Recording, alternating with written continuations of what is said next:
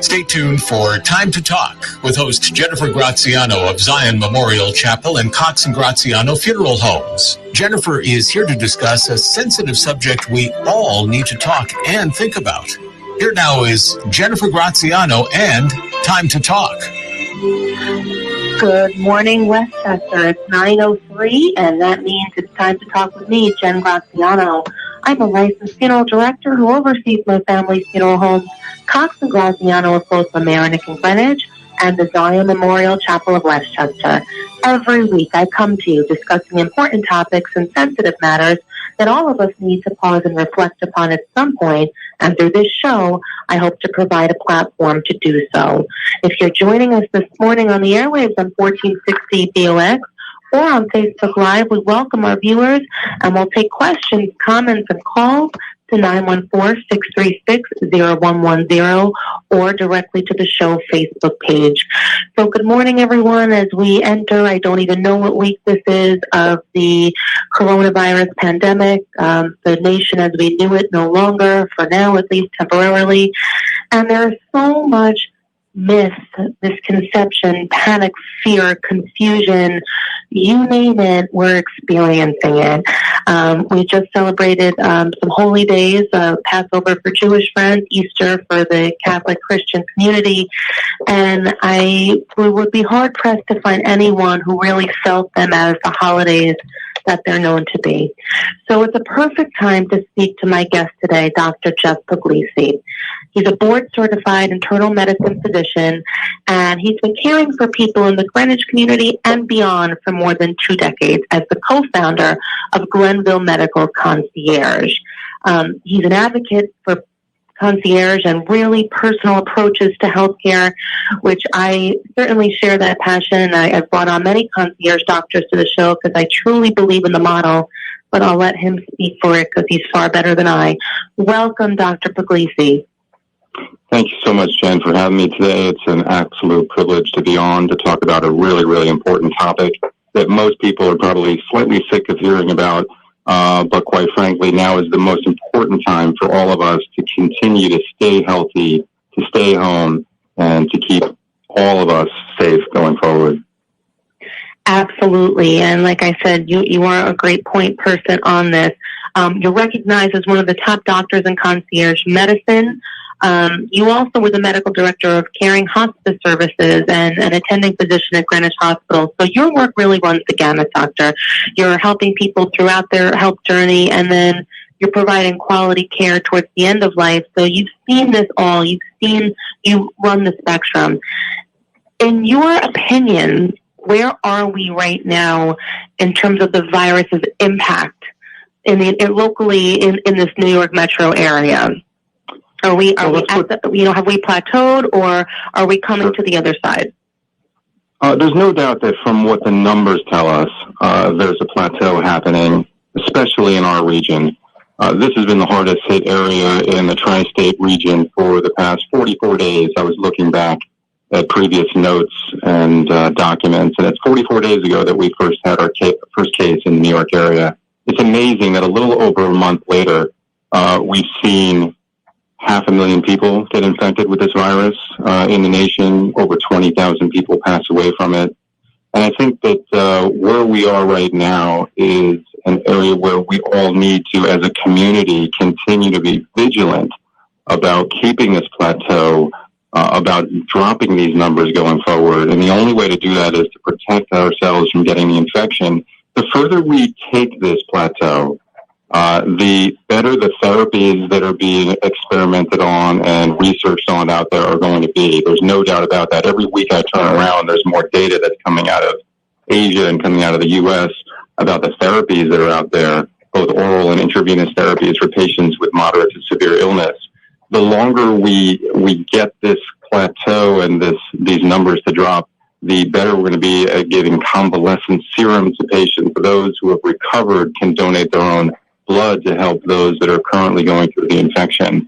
And I just feel like there's going to be more and more that we can do to help prevent this disease from happening, understand who is at risk, who has the infection, who's still shedding virus, who may have already been immune. We talk a lot about the asymptomatic carrier of this virus. And really what that means is that somebody who may have had minimal or no symptoms, but has come in contact with coronavirus, has no idea that they have. And it's going to be paramount to understand who those individuals are. Presumably, if we've been exposed, we are immune to the virus. There's some debate about whether that's true, and I hope that if you've been exposed, you'll be immune in the future. But we're going to have testing in the coming weeks, hopefully, antibody testing that is going to tell us who has come into contact with the virus and who hasn't. That may allow us to get back to our economy, our jobs, our schools, etc. But let's be clear. That's not happening in the next week or two. That's going to be a while from now, and we have to just be patient and understand that the isolation that we feel, the fear that we feel, the anxiety that we feel day to day being cooped up in our homes is something that we have to understand, deal with, allow our family and friends and others to help us through, because we need to get to the other end of this, and we have to do it as safely as possible. So there's a lot of talk, however, that if we continue to be sheltered and at some point we are, released, quote unquote, the virus is still going to be present. And for those that have not had access to the testing, or, everyone who's just been in the confines of their home, how is there any, acquired immunity? The virus will still be here when we get out. So is it a matter of if we wait this out a little longer, by the time we do get out, we'll be equipped with treatment? I think it's going to be a lot of different things. I think that more people have been exposed than they realize. That's number one. Many patients ask me all the time, was the cold that I had in late January, the sniffle that I had in February, March, could that have been the virus? There's really no way to know that definitively. To review the symptoms quickly for people. And I'd like to go over the symptoms. Yeah, the couple of the symptoms that may not be as typical, but people need to be aware of. The classic symptoms that we've seen, nearly 90% of people have fever and chills, whether it's a documented temperature or they just feel achy and chilled. Fatigability is something that I see in a lot of the patients that I've taken care of. Sore throat, headaches, chest discomfort, and shortness of breath are clearly some of the indicators that the virus is attacking the lungs, and that cytokine release, that inflammatory issue that's going on in our body is attacking the lungs, particularly when we feel that. But some of the more subtle symptoms that are out there that I've seen have been some of the stomach symptoms, nausea, vomiting, diarrhea. I've had a couple of patients with ringing in their ears for the first time in their life, and then a decrease in sensation of smell and taste. And that may be neurologic, maybe some of the nerve endings that are going to the nose and to the tongue, etc., are being affected by this virus. And those are symptoms that a lot of people have had, perhaps singularly or in combination with the others. And that would be a reason to reach out to your physician to determine if it's appropriate to be tested or not. I'm a believer, and so are my partners here at Glenville Medical, Dr. Shea, Dr. Mickley, Dr. Cipriani, at testing patients. We kind of want to know from an epidemiologic standpoint how many people are affected in our area. And furthermore, we need to understand if somebody truly has the virus, watching them closely, talking to them frequently. We talked about the concierge model. Why is that so important to me? It's because we have the accessibility to both our patient and they to us.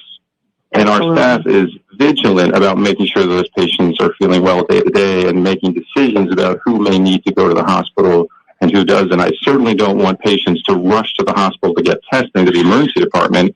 You need to speak to your physician, because many of us that experience mild symptoms do not need medical care in the hospital. In fact, we discourage that unless we're feeling moderately to severely ill. And that's a conversation you need to have with your physician. So I want to break down 2 points right now based on where you just went. In terms of testing, I hear a lot that it's not available unless you're symptomatic. So being in contact with someone, close contact, doesn't render you eligible for a test. I want you to explain that. And where is testing provided? I mean, are you still going to these mobile centers, or can you go to your primary care doctor's office? Because I certainly would agree with that statement that you want to hold off the hospital visit unless it becomes absolutely medically necessary.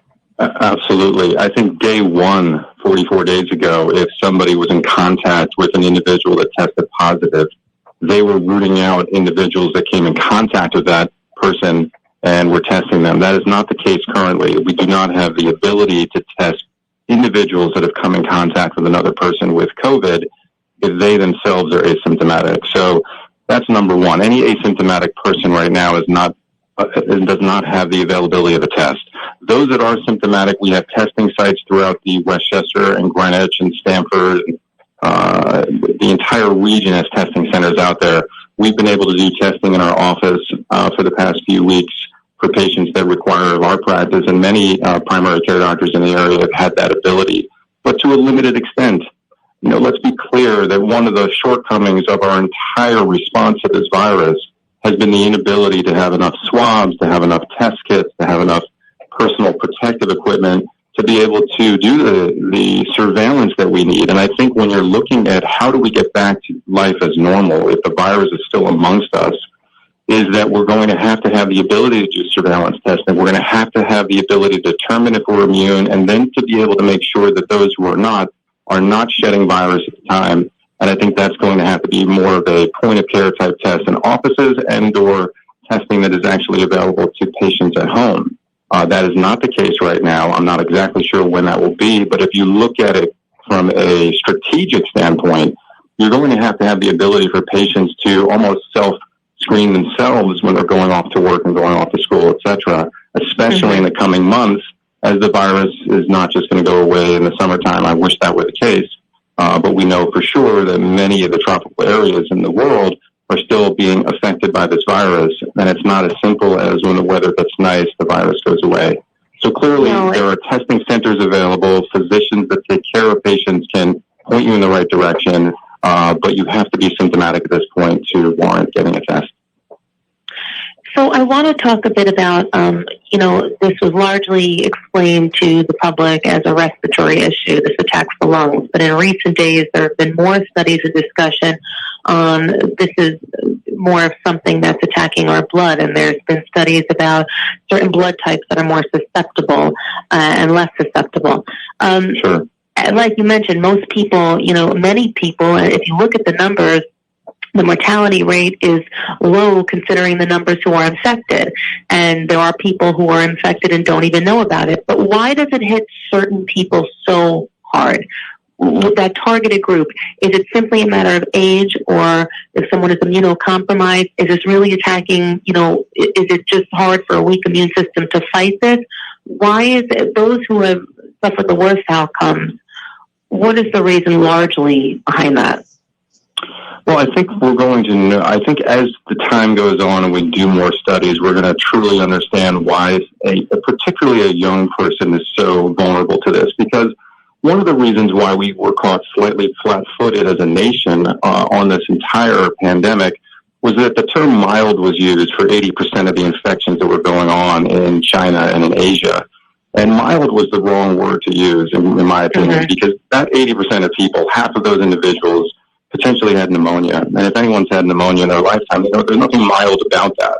And so I think that terminology sent off the wrong sentiment here, that this was just going to be another mild flu, and as long as you were under the age of 60 and didn't have major medical issues, you'd be fine. And we're seeing some young people that have gotten sick, and that's part of the reason why I want to talk to the public about staying the course in terms of social distancing and staying at home until this really gets better. But getting back to the issue of why certain people are affected more, there's no doubt that the more medical issues that someone has been dealing with, particularly heart disease, high blood pressure, diabetes, emphysema, severe forms of asthma, autoimmune disease, people that are on agents that are decreasing their immune function, people going through chemotherapy.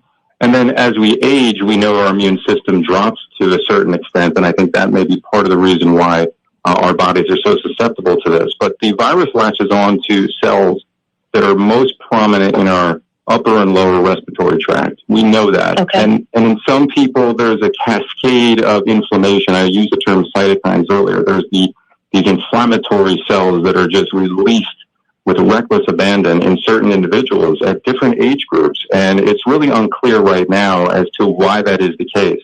There's some speculation about it, and I have a feeling we'll learn more about people's nutritional status. We'll learn more about people that have fatty liver and prediabetes, and their microbiome was out of whack, and they're nutritionally deficient in certain things.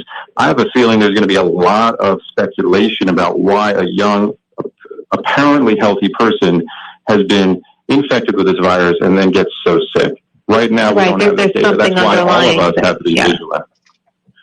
Understood. I want to discuss a bit, Dr. Puglisi, about the concierge model again. As I mentioned, I'm a proponent of it. But right now, access to medical care is very difficult. You and I discussed this the other day. People who have had previous conditions prior to the COVID outbreak can't access their doctors anymore with the same ease.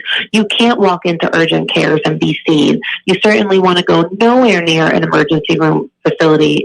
Even if you have an emergency situation, you really have to weigh that balance of what constitutes an emergency. But yet in the concierge model, the physicians are still accessible with the same level, the same presence. You're still able to get them on the phone. There's still office hours. There's a distinction right now. And I know, again, we talk about myth and misconception. One of the most common I hear is, oh, this is expensive. And I've always said that when you look at the value of what you're getting, you really can't put a price tag on that. But how are patients who are in a concierge relationship with their doctor, how are they benefiting right now? Well, look, I think they're benefiting because, at least in this practice, for the past 5 years, we've been aggressive at trying to maintain our patients' health in a very proactive, preventive way.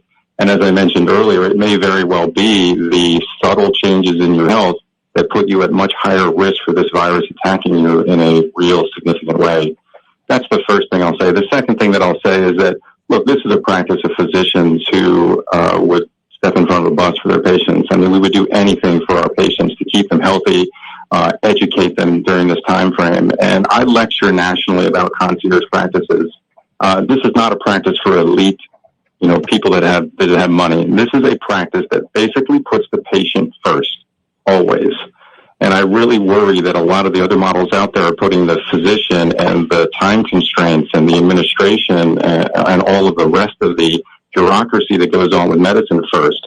And so for the patients that I've been caring for the past 18 or more years and 5 years in this concierge model, I hope that they can say that they've had ability to get me on the phone, to email me, to see me in a quick manner when they've been sick. And certainly during the past, it seems like forever, but for the past 7 or 8 weeks that we've been talking to patients about this, I know that this practice has saved lives. There's just no doubt in my mind, from the ability to educate patients early on about what this meant.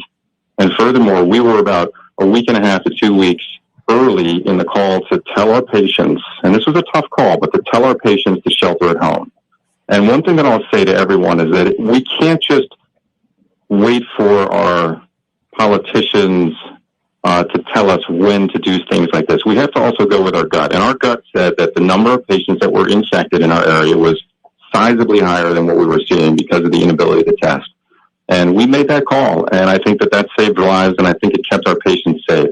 I will say that this practice also allows for patients to talk to us about stress and about isolation and about their anxieties and about their family and how they're really impacted by this. I currently have a few patients in the hospital right now, and part of my role is not just to my patient, it's to their family as well.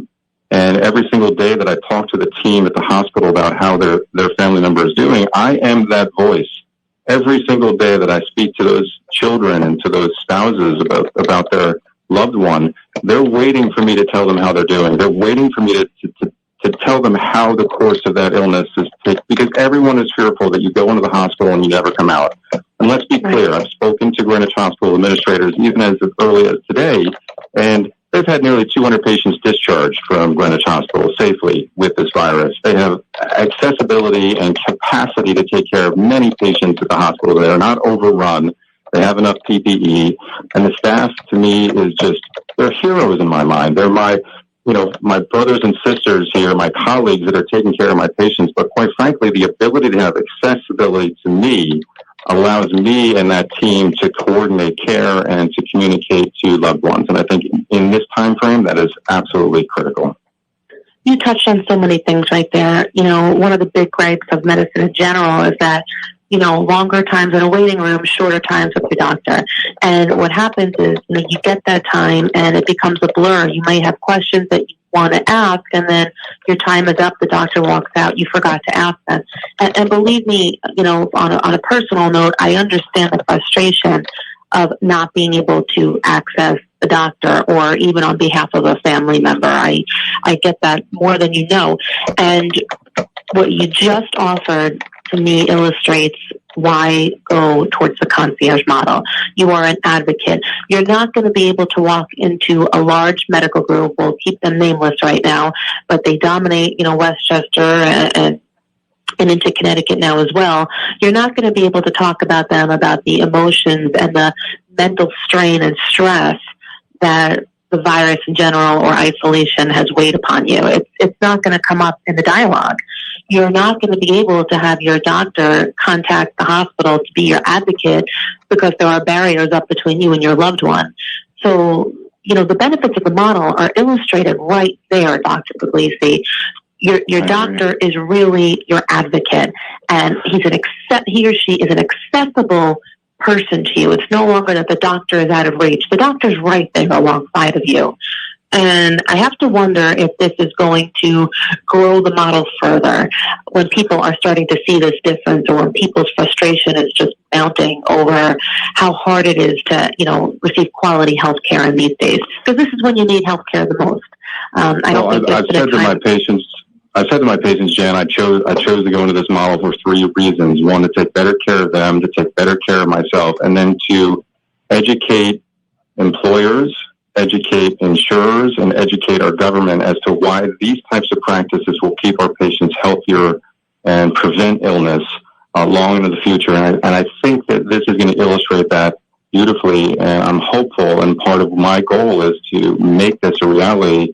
My goal is to have a lot of the amazing physicians that are in these large practices right now see the beauty of having this time to spend with patients and the relationship building that we have, which has just been spectacular. And it's, my hope is that part of my legacy when I retire one day is that this type of a model is on every street corner, and your employer pays for it, or your insurance pays for it, or the government sees the utility in it and picks up part of the fee. That would be ideal. Well, certainly a wonderful model. As our time is drawing to a close, I want to discuss immunity quickly, because there's so much talk about the immune system, if it's too weak to fight it. But are there things that we can be doing proactively? Should everybody be taking vitamin C right now? You've heard a lot of talk about vitamin D and zinc as well. Should we be making sure that we're taking supplements to bolster our immunity as much as possible? My personal opinion is that much more important than taking supplements on a day-to-day basis is getting sleep, drinking enough fluids, particularly water throughout the day, and getting exercise, and diminishing the amount of stress that's in your life. One of my patients who passed away a few years ago was just short of his 103rd birthday, and I always asked him, I said, what is the secret to your success, other than me being your doctor, which we always laugh about? And he said, I chose early on in my life that I was not going to allow stress to dominate my life. And that is something that I want everyone to understand, is that, yes, this is fear and anxiety, but anything that we can do, whether it's meditation, whether it's yoga, whether it's going for a walk, talking to our family, whatever it may very well be, to lower that stress level in our lives right now, take a moment. This is a break, almost, if you will, from the craziness of schlepping to the city for your job to running all over the world in terms of travel. We are definitely in a place where we can think inwardly, rediscover that undeniable self that we have, and understand that we can get through this together and individually. And I think that that's much more important than particularly any vitamin out there. There have been studies about vitamin C. We're awaiting some of those results. Perhaps other antioxidants may help, but I think what will absolutely help every patient is sleep, rest, decrease stress, hydrate, exercise when you can, and know that this is going to get better. Well, I think that's the recipe too. I mean, that advice really transcends anything. I've always been a believer that the mind weighs upon the body, and everything works in a system and a unit. So absolutely, mental stress, emotional stress yields negative physical results. Dr. Puglisi, where can people find you? Where is Glenville Medical Concierge? Can you give a phone number? Sure. You can call us at 203-531-1808.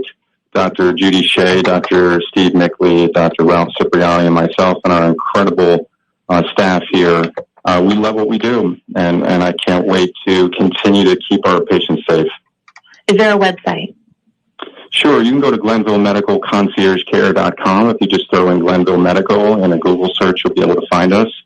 On our page, on our pages, on our website, you'll see a lot of the different broadcasts that we've done to date. We did a really wonderful video with local select woman in Greenwich and an ER doctor, a good friend of mine recently, as well as other informational, educational tools to combat the COVID virus. And I think that may be very helpful for everyone to look at. Thank you. We have to have you back, Dr. Puglisi. This is wonderful. Thank you, Dr. Jen, again. Really appreciate it.